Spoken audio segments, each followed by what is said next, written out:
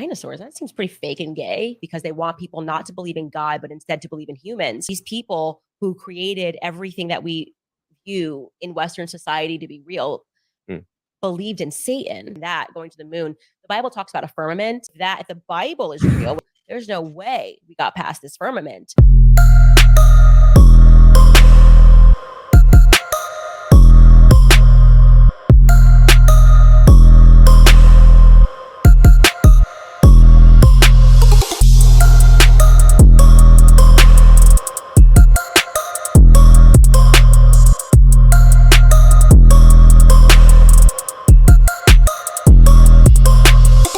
Well, hello everyone, and welcome back to my channel. So in today's video, we're gonna be doing something really fun.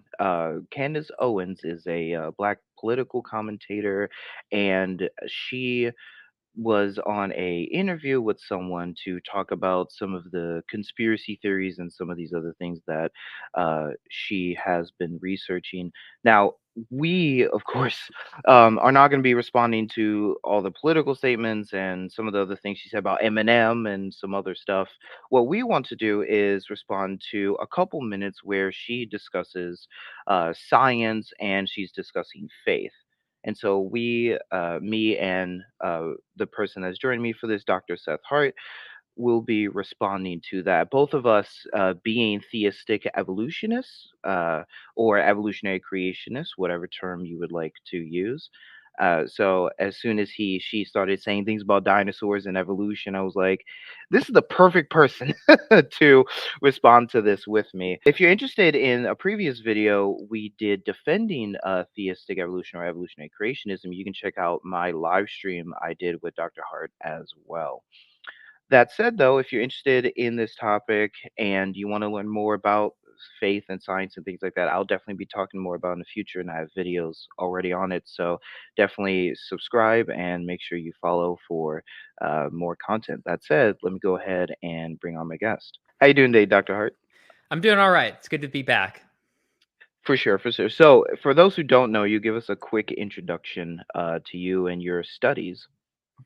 Yeah, so I recently completed a PhD from Durham University in science and religion, and specifically within biology and its relationship to theology. And that was a continuation of what I was actually doing at Oxford with Alistair McGrath, which I'm sure some of your listeners have heard of. So he was my supervisor at Oxford for my master's program. And just also very recently, actually starting tomorrow, I will start a position at Lincoln Seminary and Ozark Christian College, and I'll be doing some theology and philosophical stuff there. She talks about evolution in this, but she also talks about dinosaurs. Yep. Now, I actually didn't know this at the time, but you had mentioned that you were actually going to get a degree in paleontology. Is that correct? Yeah, so all the way up to the beginning of my undergraduate degree, I had planned to become a paleontologist. I was a Jurassic Park kid, and I still, to this day, think that the original Jurassic Park, not Jurassic World, the original Jurassic Park is the greatest movie that has ever been created by human hands. Mm, And yes, I still hold to that. hot And takes.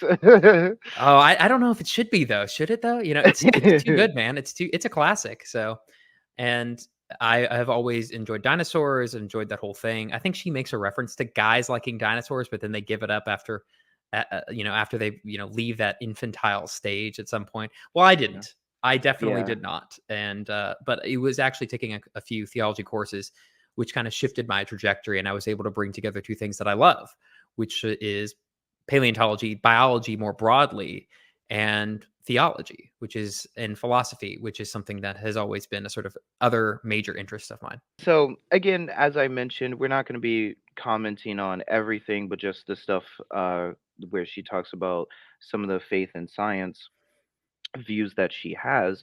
Before we watch the video and sort of respond to a few clips, what is your sort of general impression from what you've seen? There's two things I want to say. Mhm. Number one, everything we say here is not an attack on social conservatism. Some Yeah. people, when they hear any sort of criticism of people like Candace Owens or Ben Shapiro or Jordan Peterson, these figures who have been attractive to the right, they take this as an attack on the right itself. Now, I actually hold to quite a few socially conservative views, but leads to point number two. If my point that I really want people to take away from this is that if you are a social conservative, you should be appalled at this, because in the same conversation, you have links between some points that I think social conservatives really ought to gravitate towards and accept, linked with some of the most wacko, crazy conspiracy theory laden things that you can believe, things that you nearly have to turn off your mind and believe in sort of a grand conspiracy, things that just don't really make a lot of sense, all packed together into the same conversation. What that does is it delegitimizes the other positions. It delegitimizes it. If you heard me up here and I'm making, supposing, miracle of miracles, I make some really great points. But then all of a sudden I start talking about how Bigfoot is my uncle. What would you think about everything else that I said before then? Right. So, like all of a sudden I've discredited by discrediting myself with these wacko positions, I've discredited everything before. And that's honestly, listening to this is what I want people to take away is if you are a social conservative, you should be appalled at this. And there needs to be some self-policing going on here. I would also say if you're a Christian, of course, we both are Christians. She's Right. Catholic. I consider her a Christian because she's Hmm. Catholic, right? And so, as I also think it's important there to say, Christians don't have to engage in these That's a good point. conspiracy theories as well. And so, Yes. with that said, let's go ahead and dive into the reaction. It's interesting. The conspiracies that we've been talking about so far, there's a lot of incentive structures, like reasons that the government would want to push these narratives for their own benefit. But one that you talked about, and you haven't gone into it too much in depth, but you don't believe dinosaurs are real. So this is a funny one. So this is one of the ones where I'm like, gut. I'm not kidding. This conversation happened and it was so funny. I was just walking with Savannah, my manager, Yeah. because we do like these little evening walks. And I just looked up to her and I was like, dinosaurs, that seems pretty fake and gay. She's like, she's Savannah's from Tennessee. She's like, I've never believed in dinosaurs. Like, literally, this is, everyone thinks there's like some conspiracy behind it. I was like, that was how it started.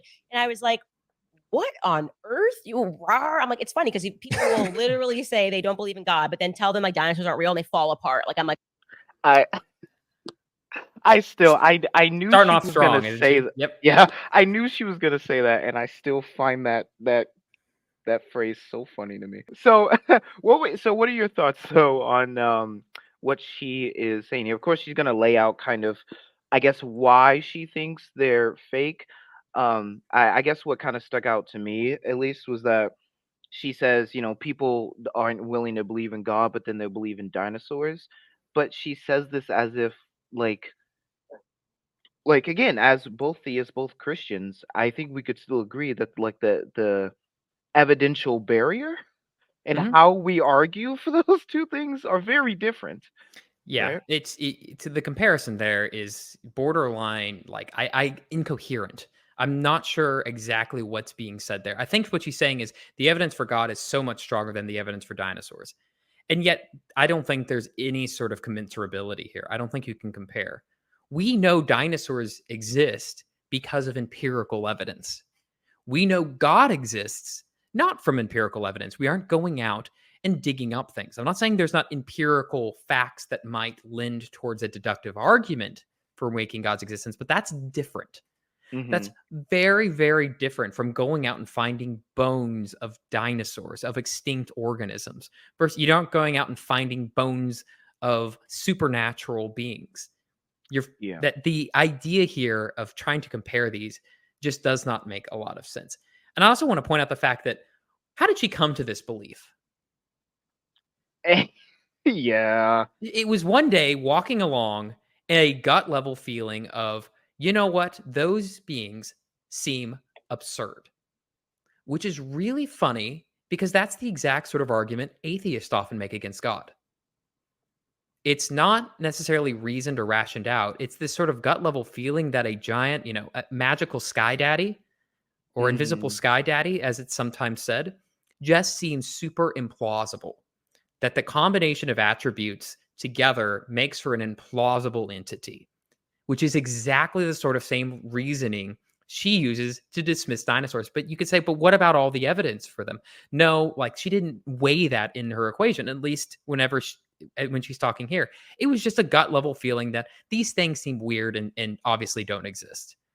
And if you think that if you as a Christian, if you as a theist don't like it when atheists do that, you want them to seriously and rationally be open to the evidence that's available, then you should be appalled at the reasoning here, because it's backhandedly justifying the atheist argument.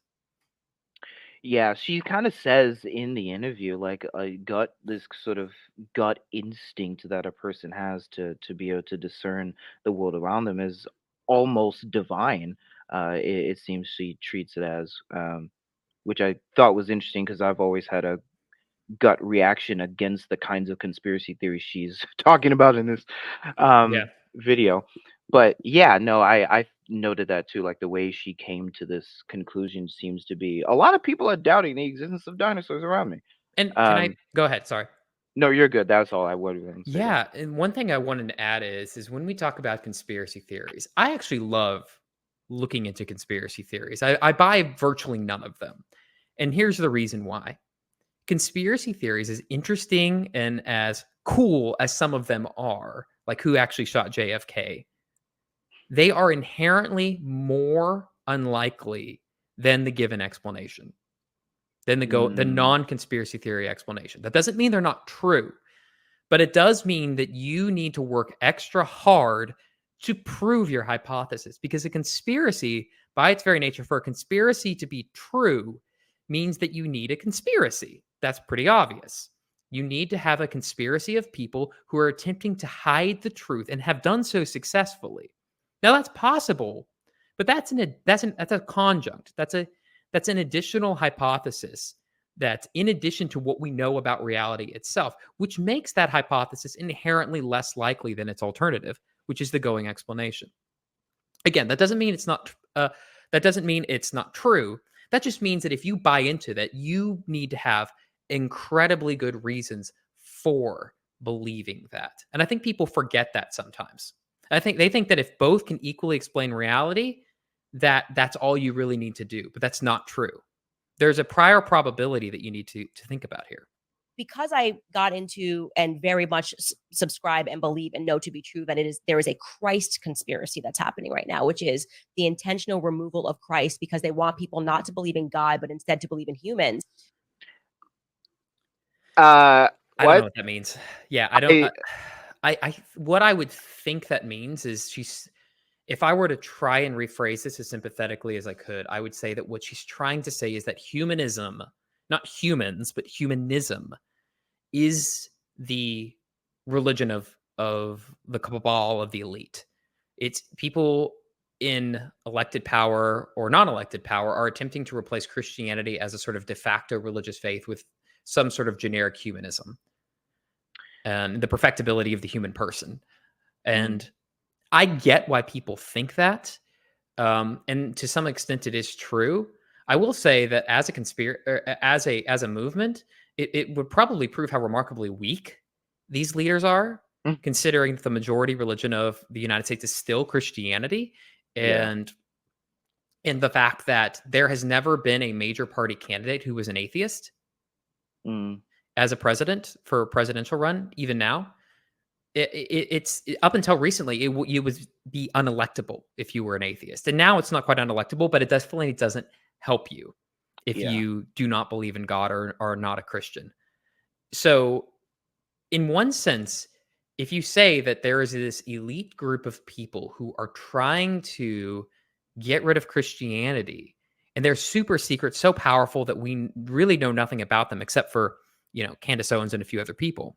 They've been able to keep their existence secret. Well, in one sense, you're saying they're super, super powerful to be able to hold a secret. We know how good the government is keeping secrets. But in another sense, they're remarkably weak because they've not done a super, super good job of it up until now. And yes, there are dropping Christian numbers. We could talk a little bit about that. I think some people catastrophize that a bit more than it should be. But I just find this to be inherently implausible, this idea of a cabal of people. Sure, some people want to do that, but there's other people who do not. And this Christ conspiracy, I think, is trying to raise the level of panic to where it's essentially like, get on board with me.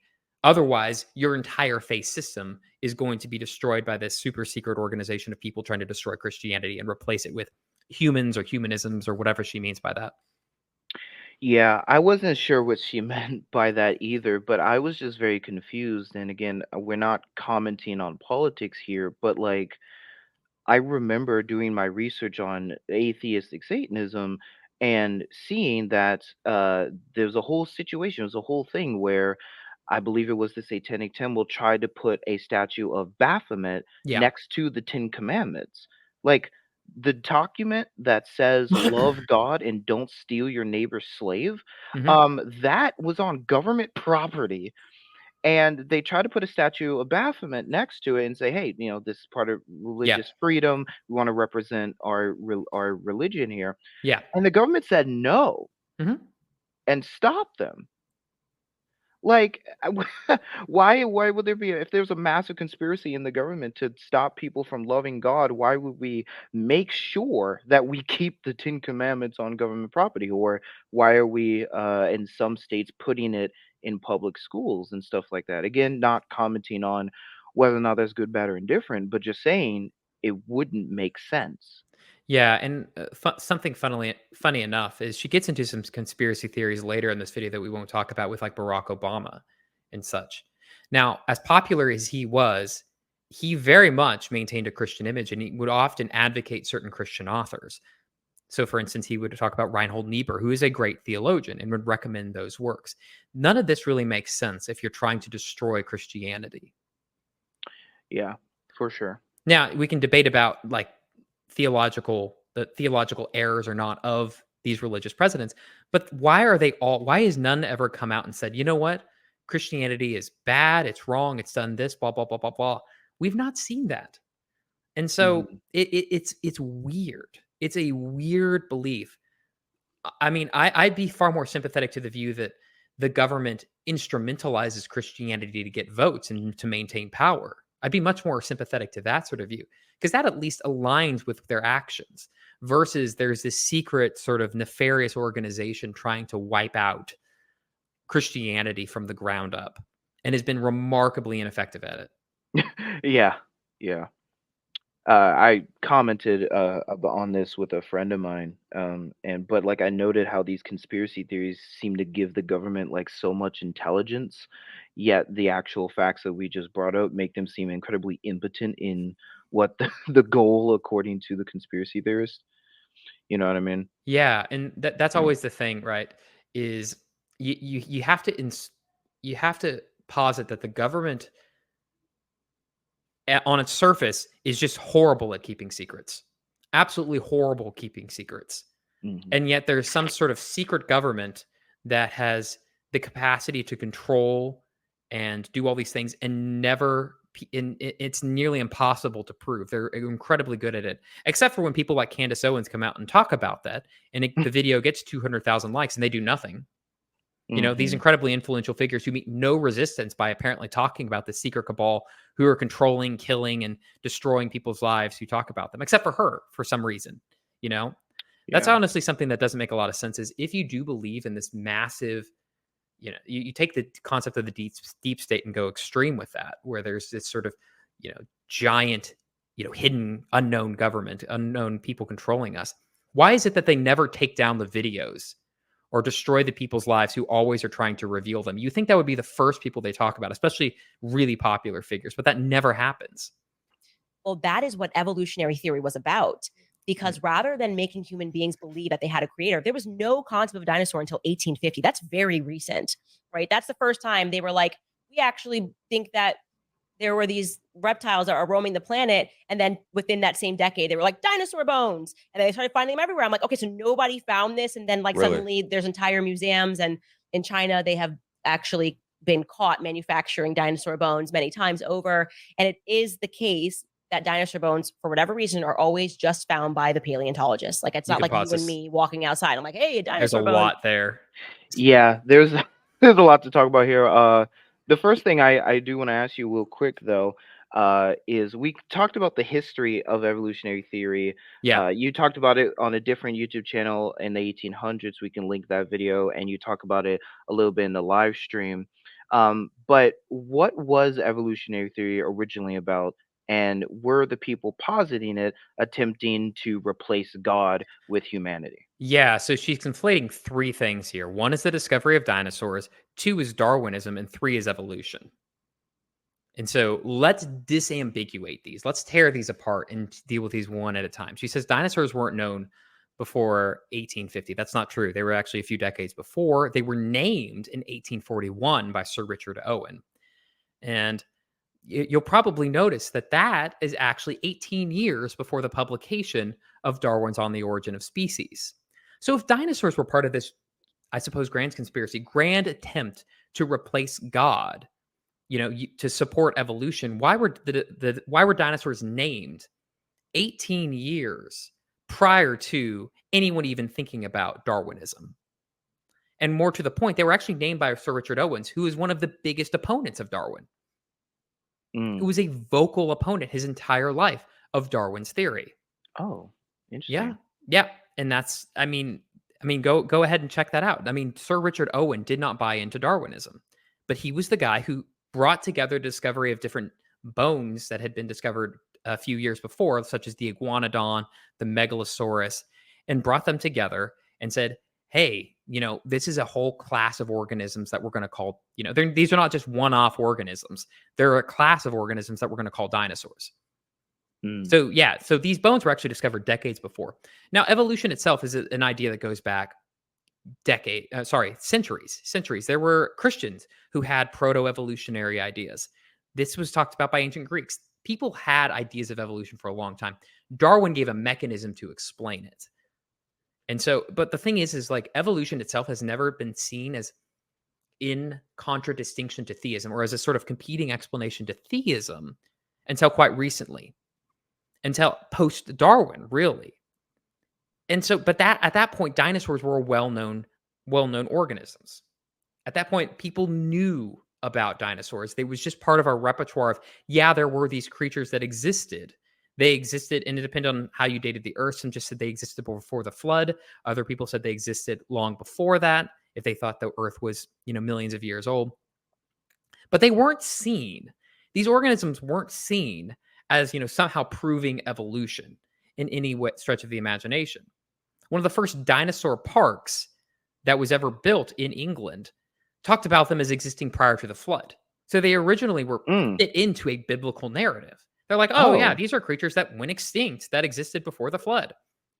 And so the idea that dinosaurs were somehow concocted to support an evolutionary scheme doesn't make any sense chronologically. And it doesn't make sense of the actual facts on the ground, especially when you consider, I believe we talked about in our last video, that evangelical Christians were often the biggest supporter of Darwinism.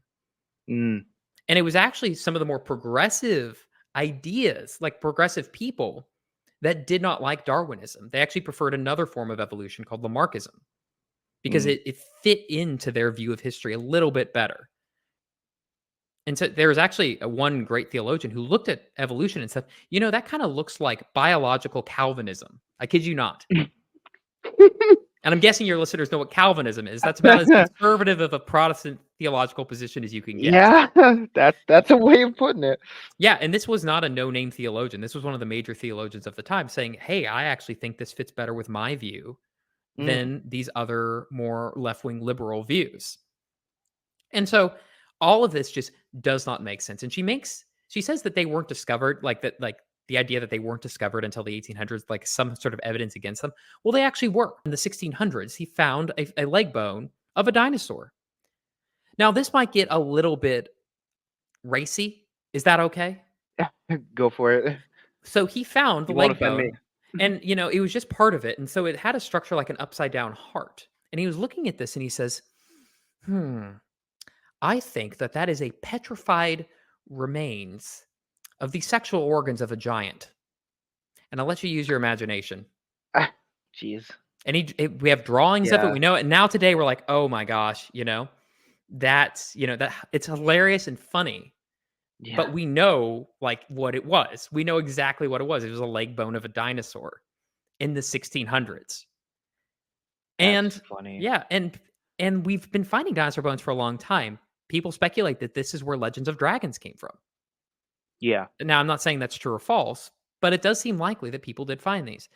And the reason she says, okay, only paleontologists find these, that's not true. I'm not a paleontologist, and I have found fossil. I found a three-toed footprint once, just because when I was a kid, I loved Really? dinosaurs so much. Yeah, Oh, yeah, nice. yeah. And so the area where I lived on is actually a coastline, a coastline that existed during the Jurassic and Cretaceous, and so it actually has quite a few both marine and semi-aquatic fossils Hmm. of organisms. So I find fossils all the time of, very obviously these sorts of organisms. People find dinosaur fossils all the time. Just Google it.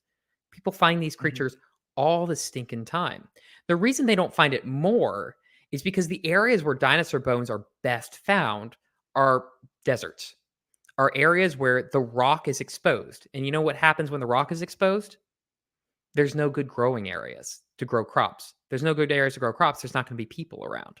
Mm. This is like the area like the Badlands. The United States has the most dinosaur fossils, and the best areas are called the Badlands, where virtually no one lives. You have to be actively looking for these organisms in order to find them quite often. And even then, people still stumble across their bones all the stinking time.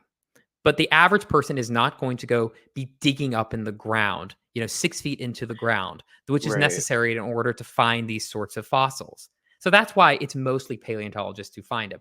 It's mostly archaeologists who find ancient cities. It's not just random people. It's because these people are the ones looking for them and doing the necessary these sort of things to find what they're looking for.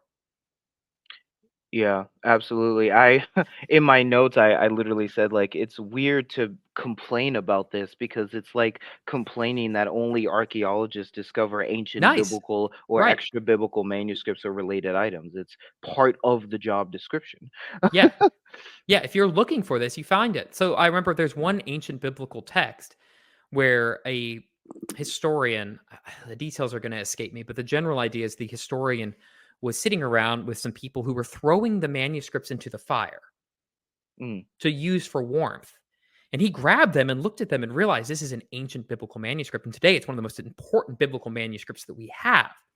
And it was saved only because he had someone there who knew what he was looking at, right? mm, And I would guess that, I mean, there's been quite often where people will find dinosaur bones and people will walk by them all the time. And it's only when paleontologists get there that they realize, wait a second, that's not a rock. That's a bone. That's a fossilized bone. And mhm. it takes that expertise to actually recognize what's going on. I also want to note that a book that I started reading the first chapter of that was published in 2012 called The Complete Dinosaur talks about the sort of ancient recognition of sort of dinosaurs, even though they weren't like called by that name or Right. whatever. And it says perhaps the oldest evidence of human connection with dinosaurs comes from, I'm gonna butcher the name, the Gobi Desert of Mongolia, Gobi where a Desert. site ranging in age from late Paleolithic to early Neolithic, Roy Chaplin Andrews found bits of dinosaur eggshell drilled with neat round holes, evidently used in necklaces Hmm. by primitive people.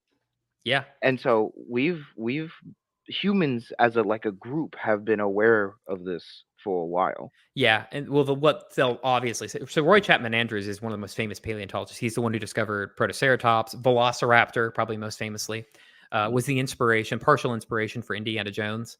Mm, Um, Fun facts about him, but he was also a paleontologist. So can you yeah. really trust him? Yeah. Can you really trust? So yeah, and again, I tend to want to emphasize this in the classes that I teach is that if you hold to a worldview, you can always fit contrary evidence into the worldview if you get speculative enough. Mm, The question then becomes how ad hoc can you be before you abandon it? mm, Well, maybe Roy Chapman Andrews back in the 1920s was making up this as well. He was part of this conspiracy. Blah, blah. You could always say that. You could always come up with these additional hypotheses, join it to whatever you believe, and say, see, my worldview hasn't been disproven. But the question then mhm. becomes is, are you simply just trying to rescue your worldview, or are you actually taking the evidence where it leads and accepting the simplest hypothesis? Yeah. And I want to make a quick point about China. I thought this was also weird. So like I started looking That into has it, happened. Yeah. and now I don't know, maybe you'll know more what she's specifically talking about, but Yeah. this article popped up for me, and I'm kind of sitting here like, so they're kind of just saying that they're making, like, I don't know if this is what she's talking about specifically, but I like don't think this China is it. does make replica dinosaur bones or They and like do. dinosaur stuff. There has been a couple instances. Um, I can't remember if it was Sinosauropteryx or which organism it was. There's been a few incidences. I don't think it was that species. Okay. Where Chinese scientists have been caught essentially hoaxing fossils, and that has been a thing that has happened quite a bit. Okay. The Piltdown Man.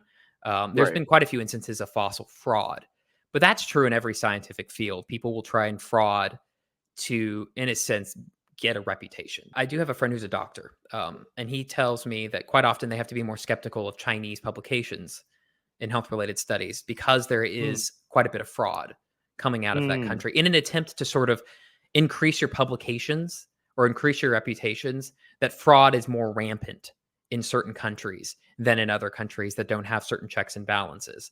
Now, this is Okay. just from his testimony of me, but the point is that a couple frauds is expected. It's Yeah. true in every, and so unless you're going to discount all science everywhere, you can't use a couple instances where people have tried to basically boost their reputation, become famous by faking fossils, and then say, well, that means every fossil ever discovered in history is fake. That's an egregious non sequitur. That's an Yeah. egregious attempt. There's been quite a few instances of health fraud, but that doesn't mean that I shouldn't take Tylenol if I get a headache. But you think the incentive structure there is to move away from God? Well, they want you to believe that God isn't real, that like the theory of evolution, like you're an ape. What happened was just over time, like you used to be a little chimpanzee, but then with time, this is why you learned about the theory of evolution, Homo sapien, Australopithecus, but then we were Homo erectus, and now you're a human being. So just real quick, is that summary correct? I mean, it's like I'm massively skipping over a lot, I'm assuming, but like, is that Yeah, there's a lot there. It's tough to say yes or no. Her trajectory of human origins is not egregious. Mhm. Australopithecus to Homo erectus to anatomically modern humans. They don't say you are human at this point. What they will say is anatomically modern Homo sapiens. Mm. Because what makes a human being is a philosophical question. So scientists, if they're careful, don't make those statements. They're dealing in species. They're not dealing in what makes you truly human. That's fair. So yeah, and so that's not a correct, because she's conflating the philosophical question of what makes us human with our origins, our scientific origins. Okay. And here's the thing, though. It's like they want to disprove God. They want to make you just an ape, so to speak. You'll hear this thrown around in certain creationist circles. I know Answers in Genesis has this pretty common graphic they use where it's like, this cartoonish ape, and it's like, well, if you're an ape, then that means you can act like an ape. It's an attempt to undermine universal moral values. To which I say, what is the alternative that you offer? That we came from dirt? What's better? Yeah. What's better, coming from dirt or coming from an ape? I'll choose the ape every day. Yeah. So the idea that this somehow makes us just humans, use the same logic. Well, that just means we're just dirt. Like what moral values does dirt have? At least I can see that apes have a sort of social structure, that there's some ethic there. So honestly, if you're going to choose between the two, choose evolution if you want to preserve, ethical values. But she ties it specifically to the existence of God, Mhm. because it's something we touched on briefly last time. She's saying that evolution competes with that. If you believe in evolution, I guess in some sense you just have no room for God, or that somehow you've explained God away. And I get really nervous when Christians do this. Yeah. That their whole justification for believing in God, whether they will say that or whether they practice it by subscribing to statements like this, is built around a theory of human origins. Mhm. And I'm like, if that's your reason for believing in God, then you are built on a really shaky foundation. Your reason for believing in God, there's so many good reasons to believe in God, not just your own personal encounter with God, which I think is self authenticating, but also these other evidences that we have from like cosmology, the teleological arguments that I use. And honestly, I think evolution itself is. And we touched on that last video. So I'd recommend people go watch, double up, watch this video and that video. Get you all the views.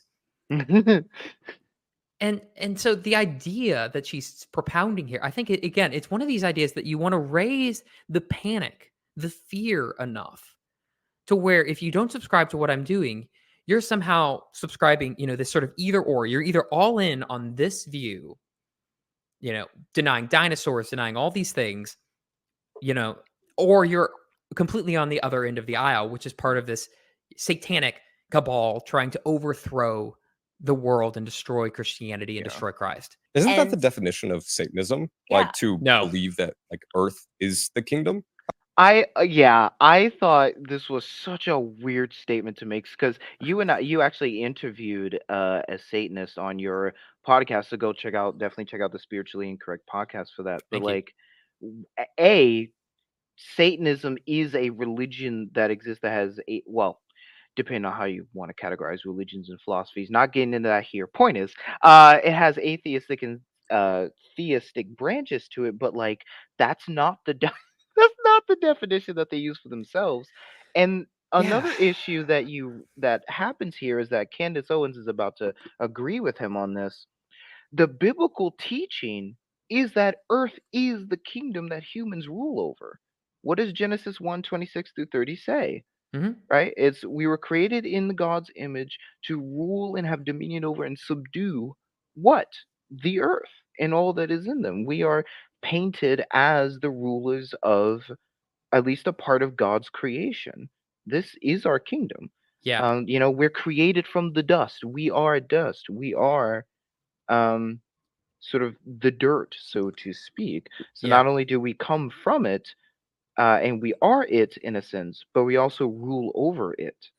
And so, you would be making the Bible teach Satanism, and I don't think Candace Owens wants to do that. This is something you've seen it before. It's like this doesn't want you to believe in God, but wants you to believe in man. Kingdom of earth versus kingdom of heaven.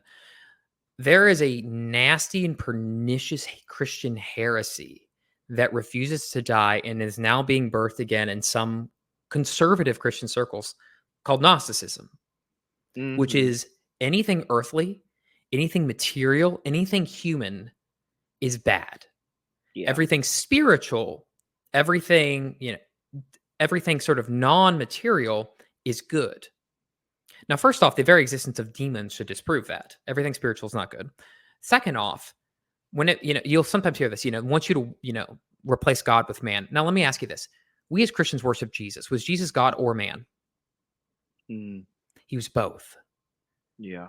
People who say, who are saying, trying to get rid of heaven for earth or something like that. Where at the end of Revelation, do we all go to heaven? Or does heaven come down to us?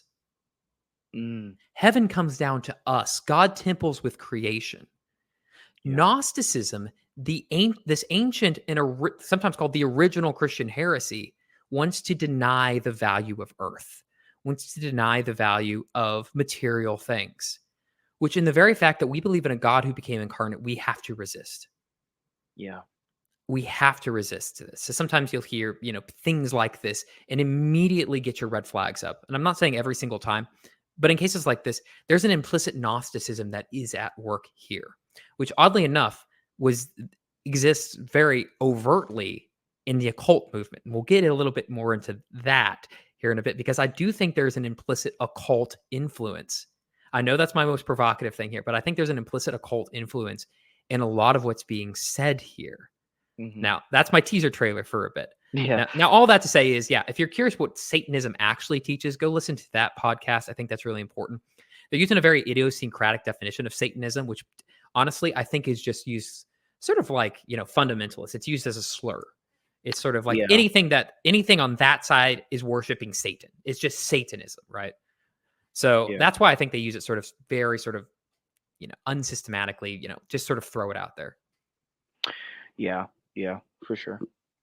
Yes, and that is what these people were pushing. And so once you start to realize that Satanism is real, that these people who created everything that we view in Western society to be real believed in Satan, right? Okay, so we could not dedicate enough time to unpack how ridiculous that statement is. But her wording seems to imply that the people who created evolution were Satanists. Please I address this for us. so I don't even know where to begin with that because I don't know where it even comes from. So, Yeah. let's just start with Darwin. Darwin, when he first was coming up with the theory of natural selection as a mechanism for evolution, seems to have at some sense left the Christian faith, but not denied the existence of God. He does, in some sense, believe that evolution was sort of started off and probably guided. There's evidence that he believes he was guided by some form, by God in some sense. But if he's not a Christian anymore, he's not going to believe in Satan. See, Yeah. he kind of believed in a sort of uncaring deistic God. And now later on, he became agnostic. See, I just don't know. Like, it could be or it could not be. And so it's funny. Why Satanism? They believed in Satanism. And I don't know where that comes from. Normally, you hear that they're all atheists, right? And of course, atheists don't believe in Satan. And so where she gets this from, because let's talk about later influences. Thomas Henry Huxley was agnostic. He didn't believe in God or the devil. Asa Gray was an evangelical Christian, was the one who introduced Darwinism to the United States. And he was a conservative Christian. He believed virtually everything that most of your listening audience probably believes in, or a good chunk of them do. Mm-hmm. And so it just go through history. It's like, where B.B. does this come from? Warfield, C.S. Lewis. B.B. Warfield, yeah. Yeah. Yeah, and Yeah. C.S. Lewis was very open to evolution. Billy Graham, you could throw him out there as someone Yeah. who is, everything's short of just affirming of evolution. So I just like, where does this come from? It's sort of a claim that's just sort of thrown out there. And again, it was actually this claim that made me think she's not using Satanism in any sort of systematic way. She's just using it as a slur. Basically, it's like, yeah, they believe in Satan, sort of in that sort of like just to provoke, even though you don't really have any evidence for it. It's a way to provoke the other side. Yeah. Yeah, it's really weird. Yep, so let's go ahead and continue for a little bit here. Right? They know God's real, and yet they're convincing everyone that God isn't. And so when you speak to people that are super rational out of school, they're like, well, the evolutionary theory makes sense. So it makes sense to you that you started as a chimpanzee. Like, that's a faith, buddy. Okay. So I can't do this. My Go ahead. my two biggest pet peeves lately have been it's just a theory and we came from monkeys. Can we please stop saying this? Yeah. So I have a source here. You can the title of it is Insights in the Human Evolution from 60 Years of Research on Chimpanzees at Gombe, I believe is how you Gombe. Yep. say that. Yeah. I also have an article where I talk about evolution and kind of dispel this myth about it. But it plainly says we did not evolve from chimpanzees, but we No. did evolve from something that was more like a chimpanzee than like a human. Our last common ancestor with chimpanzees certainly didn't have language or cooking or habitual bipedal locomotion, which basically means they weren't walking on 2 feet as a habit. Yeah, Like we it was about 6 million years ago, and I think the oldest Mhm. evidence we have of bipedalism is a little over 3. Mhm. So we did not come from chimpanzees. No. And this is one of the things where like I think just people don't know that there's a difference kind of between monkeys and chimpanzees or monkeys and apes, I should say, in some scientific discourse that I've seen, or people think like the whole the graph that's shown of people of like a monkey here and then it's slowly standing up and becoming a human and less hair, that kind of picture is just what people think of when they think of evolution. But it's Yeah. And not sure. what someone would in her defense is, oh, she was speaking imprecisely. It's not a Right. chimpanzee, but it looked, for all intents and purposes, it looked like one, right? But there's still another problem in what she said, which is you were a chimpanzee. No, I was never a chimpanzee. I've always been a human being, as last I've checked. Yeah. Which so there's a lot of conflation here. No, I don't think I was a chimpanzee. I think that millions of years ago, my ancestors were apes, essentially, that had a lot of similarities to chimpanzees and shared a common shared common descendants with both their descendants were both chimpanzees and humans. Yeah, I do believe that. But when you phrase it like that, it doesn't sound so ridiculous. And it definitely doesn't sound so faith-like, right? And the way she says faith, what does she mean by that? She means you can't prove that. It just seems ridiculous things that you just have to put, you have to put your faith in. Which again, let's go back to the very beginning. How did she come to her conclusion about dinosaurs? A gut level feeling about this doesn't make sense to me. Yeah. It's a refusal to look at the empirical evidence, a refusal to actually look at the evidence and declare that because of some sort of prima facie implausibility that she has in her mind, that therefore it must be a supposition of faith. It must be a belief that can only arise from faith. And so, yeah, I mean, that's not how we should be doing our beliefs. To me, again, that so reminds me of atheists that I dialogue with. Oh yeah. We're so hard headed. It's like, no, but look at the evidence. No, like there is no, like, you can't have it. It's just a faith. As soon as you have evidence for it, it's no longer a faith, and that sort of stuff like that. That's what this reminds me of. Yeah, I'm really tired of atheists and Christians just accepting this idea that faith is belief without evidence. Like it's hard to make that argument even just from the text. Like they're constantly saying we put faith in what we saw, right? Even if you believe the New Testament story that it presents is false, like what they say in their writings is that we bear witness to this and we Yeah. trusted him or put faith in him as a result of that. Like if Jesus never appeared to them again, they would not have the faith. If they Yeah. had not seen with their eyes, they would not have died. They would not have died for him. Yeah, it's a weird Christianity that says that Peter didn't have faith. Peter and Paul did not have faith. Yeah, because they didn't have evidence, or Yeah, we could, or that they didn't have they had evidence. amazing evidence. They saw the risen Lord. So, they had Right. evidence, so they don't have faith, I guess, my faith is better than St. Peter and Paul's, Yeah, Yeah. right. That's not, something's gone awry. But just to get back to what she's saying, she's using faith in that way. I think you've picked up a good point, man, which is Yeah. that she's using faith as blind faith. And in some sense, I think that she feels like if she can ignore the actual evidence for that, that if she can put them on an equal playing ground with Christianity, which I think she also thinks, there's an perhaps implicit assumption here that also we need to accept things blindly, which I don't want to put words in her mouth or make her say that, but I do want to say that any implication of that should be resisted.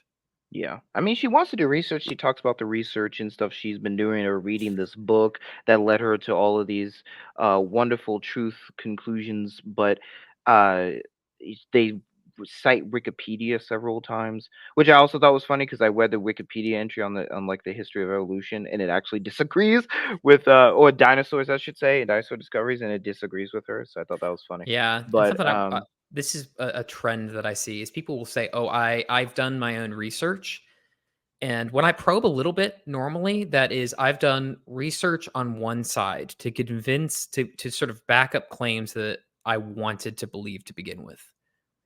yeah. And I would again, I mean, we all do that. I mean, we all have biases. We all, we have selection bias where things that affirm our belief seem more plausible. But I do want to challenge people who do their own research. And I would never tell people don't research things. I want people to look up evidence and see what the facts say, but always read both sides. Yeah. Yeah, for sure. I think that could have cured a lot of errors here.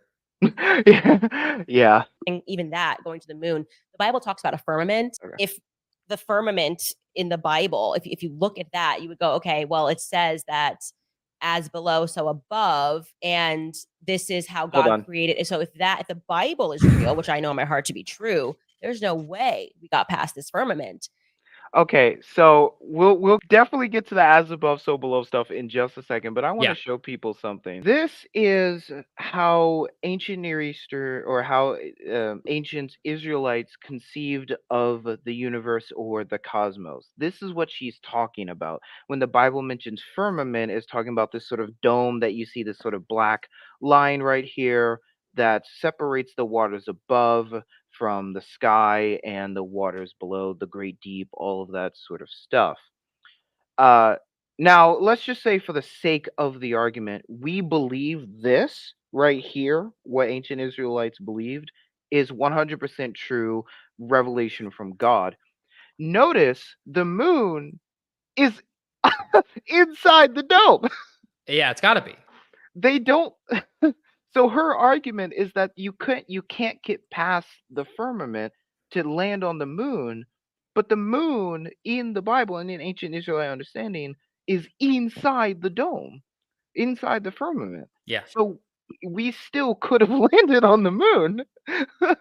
um, I found that point really funny, and a point where like it took me like a minute to find this. This is from Logos Bible software. You don't even have to pay for it though. You can just look up ancient Israelite cosmology and you'll find this picture on images. Like she could have checked this really quickly. Yeah, and yeah, I think we just passed over where she does deny the moon landing as well. So basically, if it is a conspiracy theory, she nearly buys into it immediately. Like every conspiracy theory Yeah. you can imagine, outside the birds aren't real one, which is the only plausible one. Let's be honest. No, I'm teasing. So this view that this 3-tiered universe with Sheol and the earth and then the firmament, the waters above. You see language like this in the Old Testament. And we know from surrounding ancient Near Eastern views of cosmology that this was the predominant view of the area at the time. And the Bible, in some sense, assumes this view. Now, what I'd like to actually say is, though it assumes this view, it does not teach this view. And in fact, I think there's actually a little implicit hints that this view is actually wrong. I think those are written into Scripture itself. Now, there is a view that goes back to John Calvin called accommodationism, which is when God speaks to us, he uses the concepts we can understand to communicate truth. That just makes sense. You know, if an alien were to come to Earth and they're super hyper advanced, I would hope they'd speak in English and use my relatively, basic understanding to make themselves known.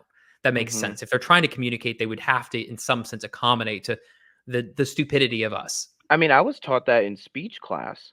Yeah. Like a basic freshman speech class, like adjust your language just a little bit to better communicate with your audience because you have to know your audience. And so, but go ahead. Yeah, no, 100%. And so we see this in Scripture that it does use this language because that was the predominant understanding at the time. It doesn't try to spend a whole textbook trying to rewrite their cosmology. And that's fine. Like we as Christians can accept that. What I will say is there are subtle, I made the point that there are subtle hints that this is wrong. So one of the places that we actually see this is in the creation account itself, where God divides the waters above from the waters below on day 2. And he calls the waters above sky and the waters below, he calls that sea. Now, on the days, actually, the first 3 days parallel the last 3 days. On the first day, God creates the heavens and the earth, and he creates light in the sky. And then on day 4, he populates that with entities, sun, moon, and stars. Now, day 2, he does the same thing on day 3. He creates dry land and vegetation. On day 6, he creates land, animals, and plants. Now, let's go back to day 2. Day 2, he creates the waters above and the waters below. What does he populate those areas with on day 5? That's a good question. I have to go back and look, Loki. The creatures that swim and the birds. The waters below are swimming creatures. The waters above are populated with birds. Now, wait a second. Let's look at this table, right? Where do birds fly? Do they fly through water? Can they breathe in water? Yeah. They can't. They cannot. So, by the Genesis account itself, where it has this sort of intentional structure, what it is saying is the firmament is not something separate from the sky. The firmament and the sky are the same thing. And the birds are the occupants of it. The waters above are what the birds are flying through. That's a very subtle thing that a lot of people read over, but it's a subtle dismissal of this model. That there are waters above, of course there are, because it rains. Yeah. But the birds are the ones who occupy it. Yeah. And so this was a question I wanted to ask you though, and something I've been asking myself is like, if this is in the Bible, in the Old Testament, should we believe this? And at least I wanted to make 2 quick comments on it because I actually asked my professor, Dr. Matt Leverin, the same thing as I'm currently in a Oh, you Bible have Matt class. Leverin. Yeah, you know who Matt Leverett is, the ethicist? Oh, yeah. Yeah. I know of Oh, him. I don't know him personally, but go ahead. Yeah. What'd he say? oh, yeah. He was my ethics professor last year, and I'm gonna have him again and stuff. But yeah, so um, he said, yeah, you don't have to believe everything the biblical authors did. Because if you do that, you're going to end up believing polygamy and slavery's good and right all these things. Yeah. So we have to be more mature in our handling of the Bible, and I think accepting divine accommodation is one of those interpretive tools that we need to accept in order to handle Scripture. Otherwise, you are going to accept this model and come to this conclusion that Candace always does, but you're also going to come to contradictory conclusions like should I believe in polygamy or not, or and these other things, because not all the biblical authors, even in their own kind of worldview, would have perfectly agreed with all the rest.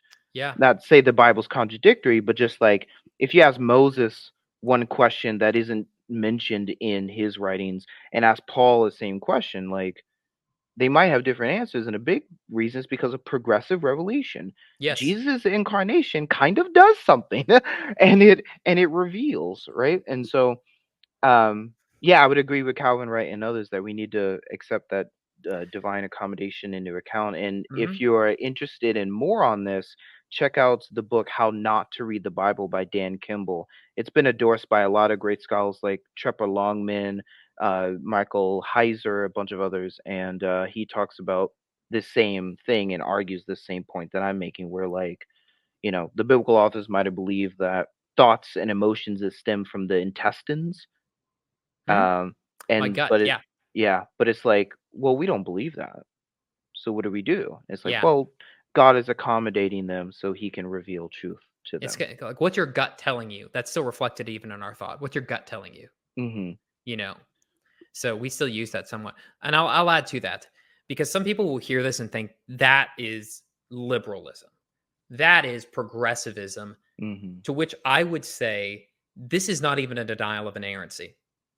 It's not. Yeah, Dan Kimball affirms biblical inerrancy and infallibility in his book, and he still accepts divine accommodation. Yeah, So, because in the Chicago statement, it doesn't say you have to believe everything the Bible says or even teaches.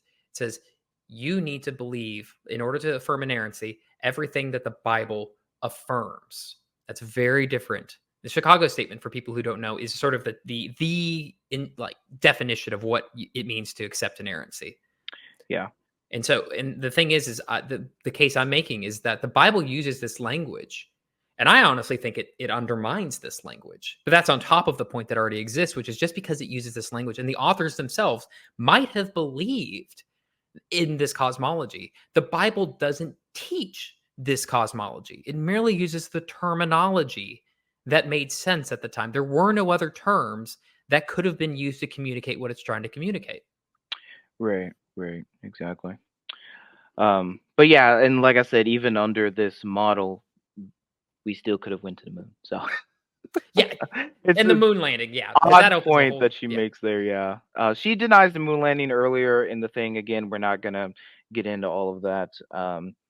But yeah, and so now she used the terminology "as above, so below."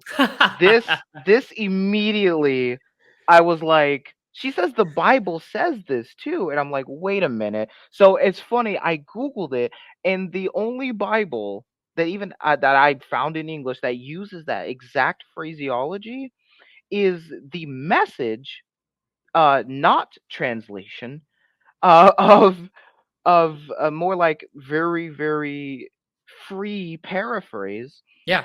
uh version of something Jesus says in Matthew.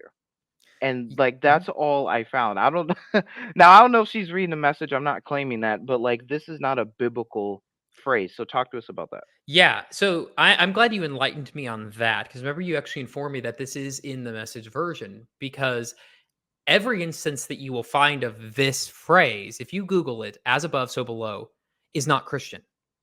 It's Hermetic.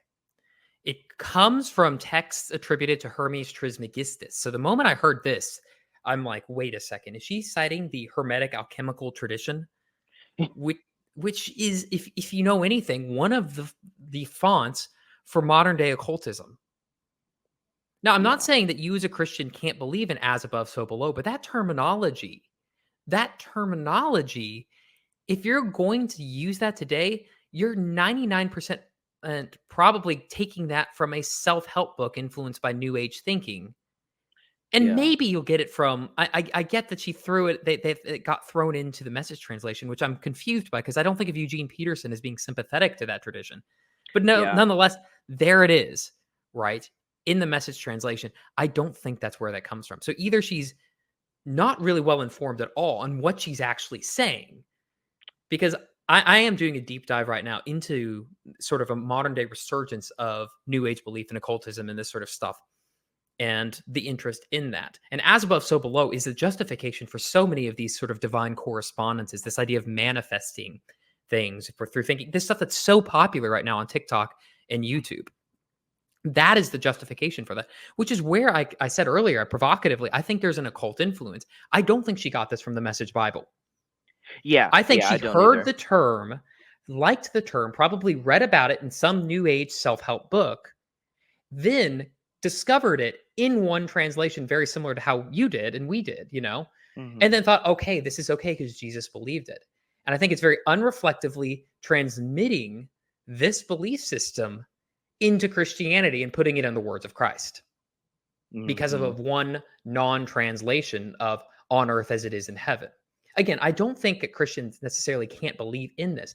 I'm just trying to out the fact that this seems very likely to have come not from Jesus, but from New Age self-help that she's espousing right here. And this is why I want people to do their own research, to look this stuff up, and to question sources.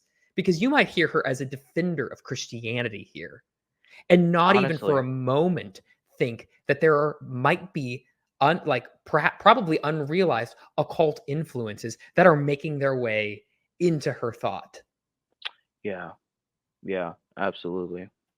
And it was, justification for why the moon landing can't happen, which is, again, really weird. And I wouldn't even know, like, how does the ancient Israelite cosmology combined with the concept of as above, so below cause you to deny the moon landing? It's a I weird, don't.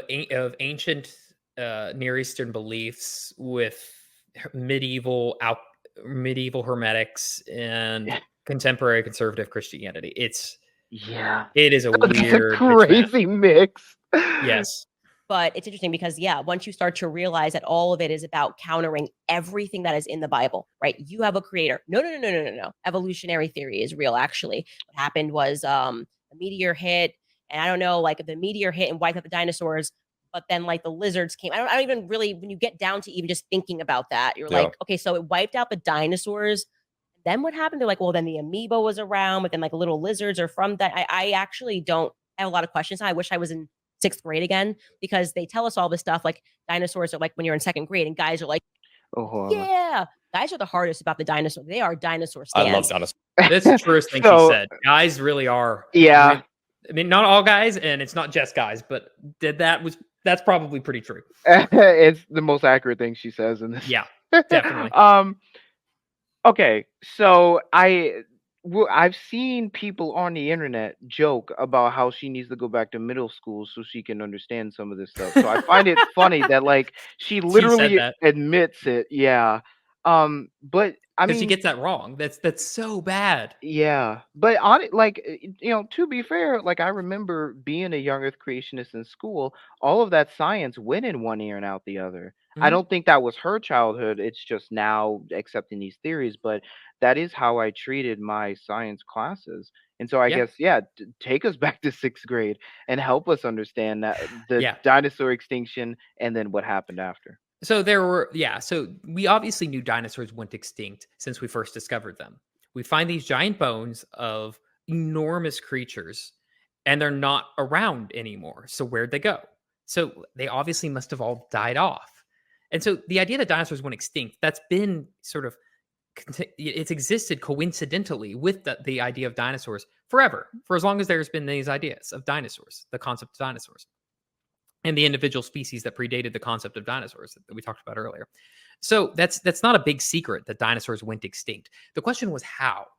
And if you go back and you read some of the stuff before the 1970s, and there were all these ideas around. If you go back and watch Disney's Fantasia, they actually present an idea that's different from the meteor impact, because the meteor impact idea hadn't come around then. So, but then all of a sudden, doing excavations in the Yucatan Peninsula, it became pretty evident that a 6-mile wide meteor impacted that area at the time it was called the KT boundary. I think they've renamed it to the KPG boundary. This around 65, 66 million years ago. This giant 6-mile wide meteor impacted, and that is perfectly in line with when dinosaur fossils disappear. Now you can go there and see the effects of this meteor impact. You can swim through the cave system that it left. I have done this personally. I have seen the effects personally of this meteor impact. We know with certainty that a 6-mile wide meteor landed there. Now, good luck making sense of that if the world is only 6,000 years old, because we would not have recovered from the nuclear winter that would have caused. Yeah. At this point. But so that's an issue all on its own. So she basically says, okay, she kind of throws it out there. Yeah, meteor impact and killed them all. Yes, we know the meteor impacted. You can go see it for yourself. You can see the evidence for yourself. Now, then she says, okay, then like amoebas were left, and then lizards came from the amoebas. So of course, this is what really grinded my gears, because of course that's not what people believe. They don't believe that only amoebas survived the impact. Lizards pre-existed the dinosaurs, and they obviously still exist today. They survived. The idea is that they survived the meteor impact because lizards are so small. They do not require as many resources. They're cold-blooded, which means, yes, they're more affected by external temperatures, but it also means they require less resources, less food. And if you're trying to survive an era in which there is very few food resources, natural selection will favor small, less resource needing creatures like lizards, and not the 7-ton Tyrannosauruses that require food quite frequently in large quantities. That is why dinosaurs went extinct. There was an ecosystem collapse, and that affected larger creatures first. Okay. So it wasn't just like all these like meteors suddenly came and smacked the dinosaur in the face and killed it. No. But it's like one impact Yes. had some consequences, and those consequences led to the death and the extinction of dinosaurs. Yes. So basically what it did, there's massive meteor impact in the Yucatan, in Mexico.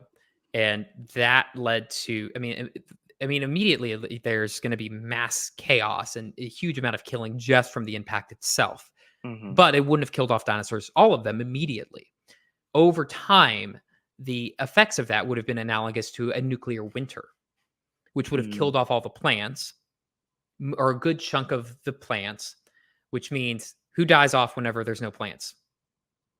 Large plant eaters. Who need a massive amount of those resources. Then who dies off? Large meat eaters who eat the plant eaters. The carnivores die off after the herbivores.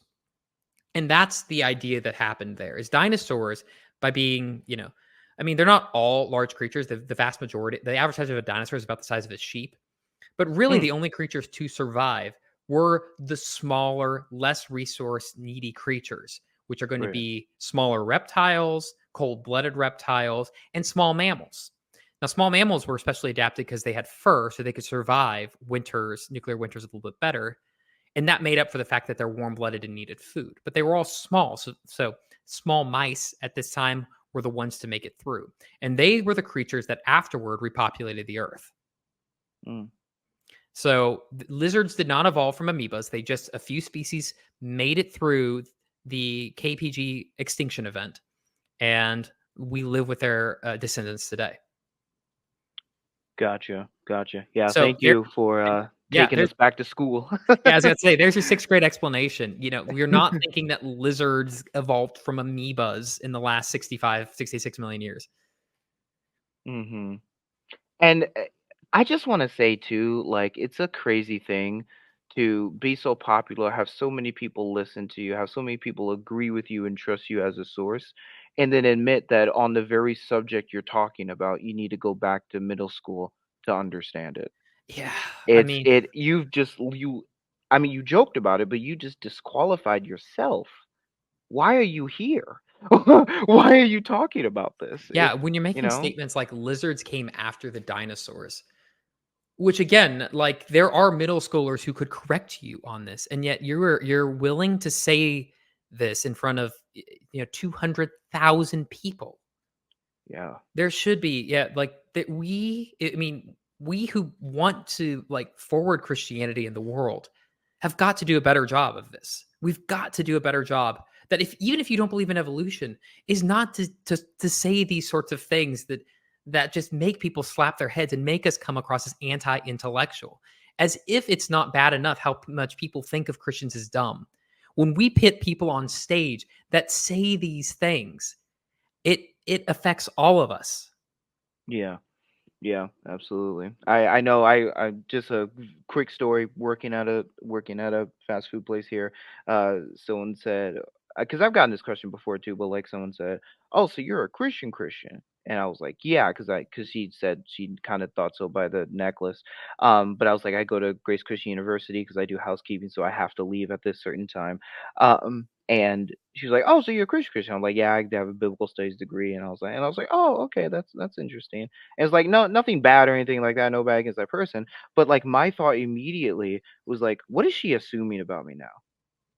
Right. It's because of people like Candace and others where they're gonna is she gonna assume I'm anti-evolution or that I Yeah. deny the moon landing or that this or that, you know, and or that I think I'm holier than thou even. Right. Uh so yeah, we got to do a better job there because the we gotta and worry about the public perception. And Paul was too. Read his letters, the household codes and the rules and stuff they set up for husbands, wives, children, slaves, all of that were set up. Why? So that the teachings of God would not be reviled. That's what he says. Yeah. He doesn't want the Roman culture to revile God more than what they do due to Christian conduct. And Yeah. then stuff like this happens. But and honestly, I do think you get more views if you say reviling things because it builds Mm, up anger. And studies have shown that anger, more than happiness, more than anything else, causes people to tune in.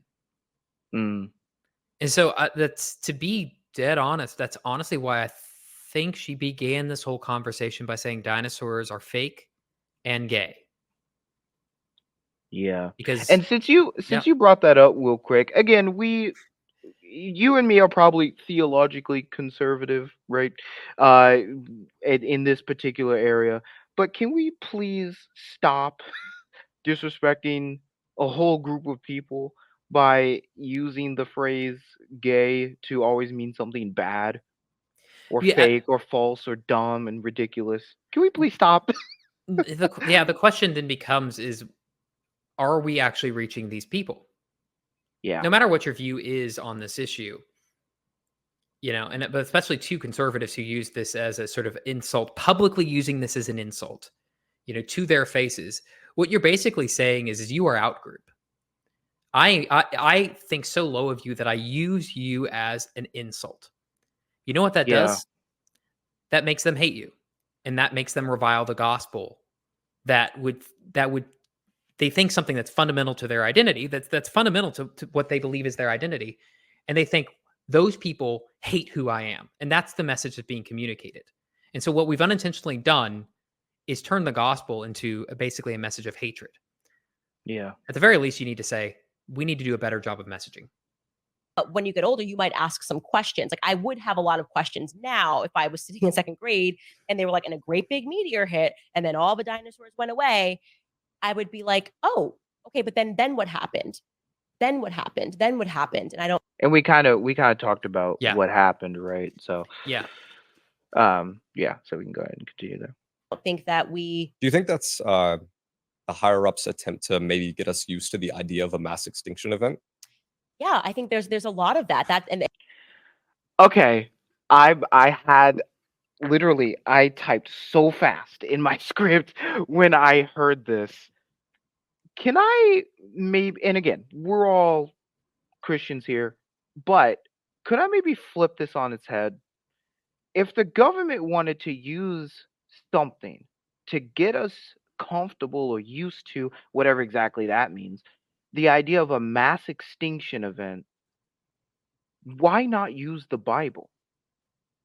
Where a lot of people believe that God, the ultimate authority and the government above everyone in existence, uh, drowned all men, women, and children except 8 of them in a flood. Why Oh, wouldn't I use the text? but you Now, forgot God preserved a few people, right? why wouldn't I use Sodom and Gomorrah to push propaganda about how the wicked in society deserve the death penalty, Mhm. or the Canaanite conquest? How about the Book of Revelation, where the estimated death toll that I've seen some people say is in the billions in Yeah, the Book of Revelation, not to mention how many people are going to go through the second death, whatever that is. yeah, Now, yes. again, we have, Christians can have responses to this, and we can certainly have bigger conversations about violence in the Bible and all that sort of stuff. Let's have those conversations. I'm just saying that evolution does not need to be the thing that they use. They could just as easily create propaganda using the Bible to get us comfortable with it. And many young Earth creationists are already comfortable with something like a global flood event. And so it wouldn't be that hard. Now, and here's the funny thing. There's the chronology problem again. People have believed that the dinosaurs went through a mass extinction since they were discovered. Hmm. Every new species that was discovered, it's like, well, that's another species that went extinct. That's another species that went extinct. It's not just dinosaurs. You have woolly mammoths. You have woolly rhinos.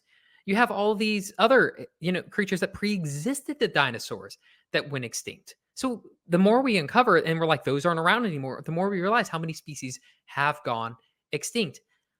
All of that predates the present climate conversations, which 80s, 90s, that's whenever we really had these conversations, and then really the sort of sense of emergency that we're in a sixth mass extinction event is very recent. But like I said, we've known the dinosaurs went through a mass extinction event for decades before that. So the idea that the government is pushing this to sort of get us used to the idea of a mass extinction event before there was even this push for climate activism doesn't make any sense. You would Yeah. expect it to post-date. They would do the climate emergency stuff, and either at the same time or sometime afterward, then say, well, this has happened before, to sort of evidence that. So this timeline doesn't make any sense at all. Do they think they were pushing this in the 1800s whenever we knew dinosaurs had a mass extinction event? Yeah. Like And we bring up climate change because she uses this to say that, the government can cause so much fear and panic about climate change because they're getting people used to thinking about mass extinction and that sort of thing. It's all connected. well, if Yeah. anything, it makes it less scary. Had the dinosaurs not gone extinct, there wouldn't be humans. If anything, it makes it just sort of, it's just a norm, right? Yeah, species go extinct all the time. 99% of all species have gone extinct. I've read books like this, I kid you not, that have said, Mm. yes, we are going through a sixth mass extinction. It's probably inevitable, but who cares? The Earth always repopulates afterward. And, the last major mass extinction that happened led to us. And who's saying that's a bad idea? Would you rather have dinosaurs around or your wife and kids, Mm. So, if anything, like if you actually read the literature, the fact that there are other mass extinction events just normalizes the event. It doesn't catastrophize it. You want to say, no, this is the one, like the most important event in history, not just another par for the course thing that happens every 50 to 100 million years. I'm getting passionate about this because, like, I this not only did it not make sense, but I do think that I have an episode on this on my podcast, and I suggest people listen to it. Christians were the original environmentalists. Mm. They were the original environmentalists. Go look up John Muir, the father of the national parks movement. They were the original ones pushing to care for the world because it is God's creation. It's a gift to us. And if your dad gives you an amazing gift, the most loving thing you can do is tend to it and care it to show how much you love your father and how much you appreciate the gift that he's given you.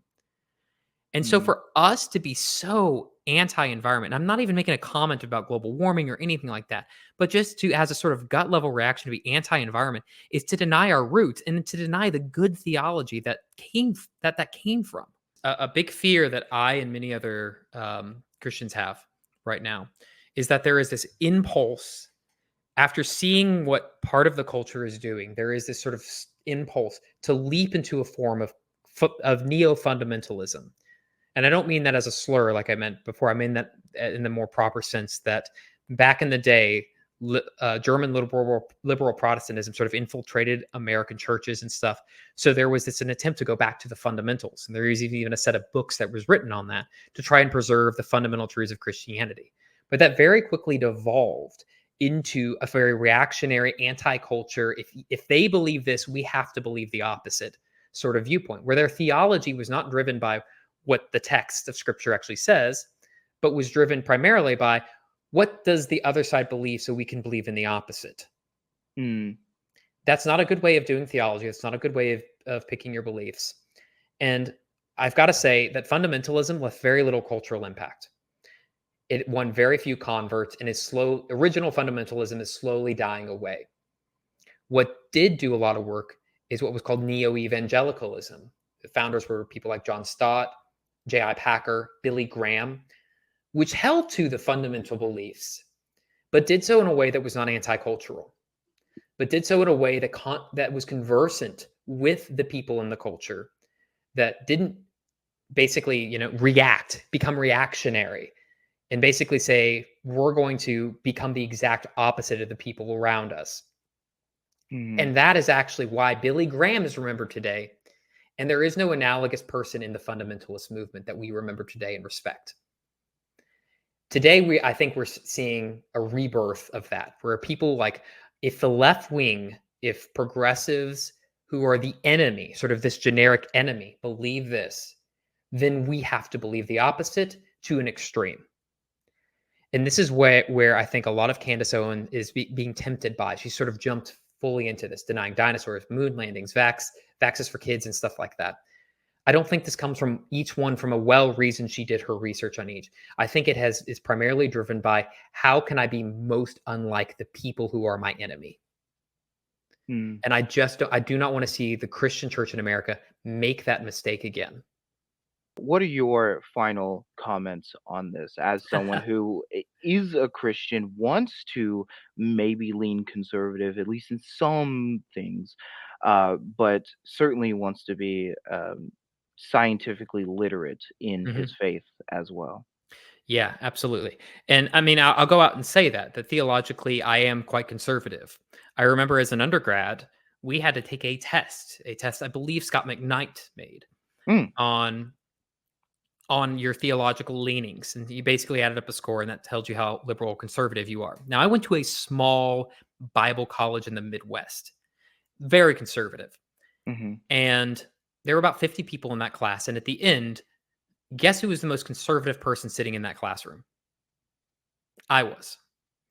My views have not changed since then. And you're like, but he's arguing for evolution. He just made comments about environmentalism. Yes, because guess what? The Christian tradition, if you do research, has believed that the days of Genesis may or may not be literal since its inception. The Christian church is the font, the origin point of the contemporary environmentalist movement. I am not being liberal, and you are not being liberal by entertaining these beliefs. You are returning Christianity to its source and its truth. And I would say you can disagree with me, and I'm completely content with that. But I would want to say is, let's not do theology. Just to repeat myself, let's not do theology based on in-group, out-group, this side or that side, Republican versus Democrat, liberal versus conservative. We need to do theology that's informed, that looks into the evidence, and that finds truth, both how God speaks in Scripture and how God speaks in nature. And he speaks in both. And to keep an open ear to that, and perhaps close an ear to what contemporary culture is screaming at us all right now, because that is the way that, whatever cultural issues are, I believe if we're going to make an impact, it's going to be whenever we are closest to the truth of God as he's revealed itself, not by who we're standing against. I know when I first saw I discovered this interview by going, like, I was on TikTok, and a Catholic was like reacting to her denying the moon landing and stuff, and then a scientist on TikTok was like, "Buddy, listen." But I remember being like, okay, I need to go like find this. I'm kind of curious. And so I watched the interview and I was like, oh, this would be this would be great to respond to. But it was just unfortunate to see how many people were agreeing with her. Again, particularly related to the science faith stuff, how many Yeah. people were agreeing with her, how many people were at least not questioning what she was saying, as if like an openness to the truth also means not questioning the people who are claiming to be open to the truth, Mhm. even as well. And we thought it'd be important to have people and have Christians who are leaning conservative to respond to this sort of thing, because and at least the one person I saw, the scientist I saw, did not respond to some of the science denying stuff, was an atheist. Yeah. And that's kind of part of the reason why I started content creation, and also like the correcting Christians, or the Christians Don't Be Goofy series, was that I did not want that. I didn't want the only people to point out the issues to be the people on the other side. Mm, good Exactly, point. because of that tribalism, and that we don't listen often to the other side. But we need a mediator, dare I say, between these two, that can be respectful of both, but point out the issues on both sides. And I've at least attempted to do that.